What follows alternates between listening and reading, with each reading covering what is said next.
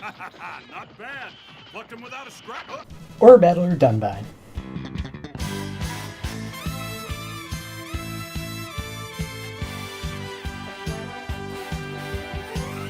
Released in 1983 by Sunrise, Or Battler Dunbine is a 49-episode anime created and directed by Yoshiyuki Tomino, who is probably best known for creating a little-known anime, Mobile Suit Gundam. I've never heard of it. Dunbine is a fantasy mecha series where a young man from Tokyo, Japan named Shozama is sucked through a portal and finds himself in the medieval world of Byston Wells, along with an American named Todd Guinness from Boston. The two of them find themselves in the service of the army of Drake Luft in his mission to take over Byston Wells.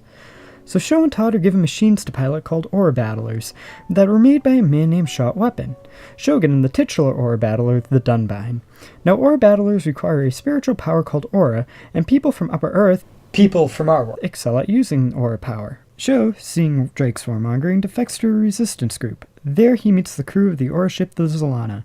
Neil Givens, captain of the Zolana, of the House of Givens. Keen Keats, the daughter of a lord. Marvel Frozen, a girl from Texas who was also brought to Byston Wells to pilot Aura Battlers. And Cham, a Faerine, who are basically fairies, who works as the moral support. As the group fights against Drake, they try to garner support from other lords and kingdoms. As war rages on, it eventually ends up crossing into Upper Earth. And though I would consider Dunbine to be a super robot show, with the aura power working as a sort of magic, it does follow a lot of rules and tropes set forth by the real robot genre. Ammo runs out, machines are not invincible, nor are the characters. Now you see, Yoshiyuki Tomino is often referred to as Kill Them All Tomino, due to his tendency to have a high body count with both minor and major characters in his anime. And Dunbine is no exception. Plenty of characters get killed off and don't even get the long drawn-out deaths where they get the final words in, but rather, they die with nothing more than the screams of pain and sorrow. Characters are also forced to make tough decisions throughout the anime that have no right choice.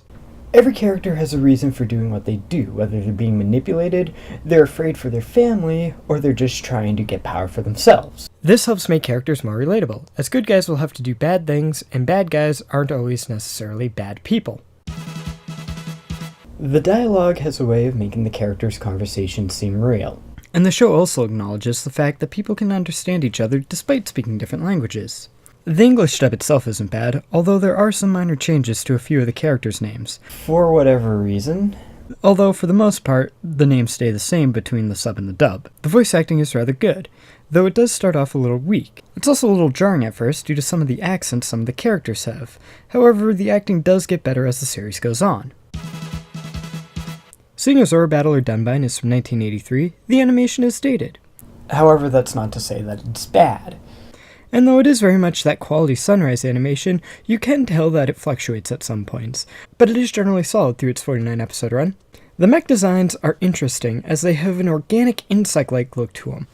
The character designs, however, are also interesting. And though most of them do look like your standard anime characters, some of them do look like they're out of a late 70s, early 80s disco band.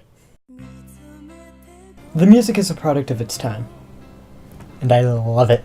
Ultimately, there's not much I can say about the music. It is forgettable, but it does fit the tone and mood that the series is trying to convey, and never gets too distracting.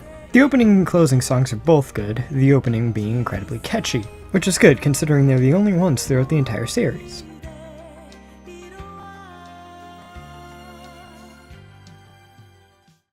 Due to its 49-episode length, there are moments in the show where it does seem to drag on. It manages to keep itself fresh by changing the setting. There also seems to be few filler episodes, as most of them offer some sort of development to the characters of the world or advance the plot. There can be a lot of characters, which can be a problem, as some of the characters are forgettable, which is most noticeable when they're gone for a few episodes. Or Battler Dunbine is a rather unknown anime, which is a shame, because it's pretty good. Although it does have its faults, none of them really bring down the overall enjoyment of the show. Dunbine was released in North America in 2003 by ADV, and it unfortunately is currently out of print. I recommend the show for fans of mecha or old anime in general. However, if you are looking for something new to try, you might as well give it a shot. You shouldn't be too disappointed.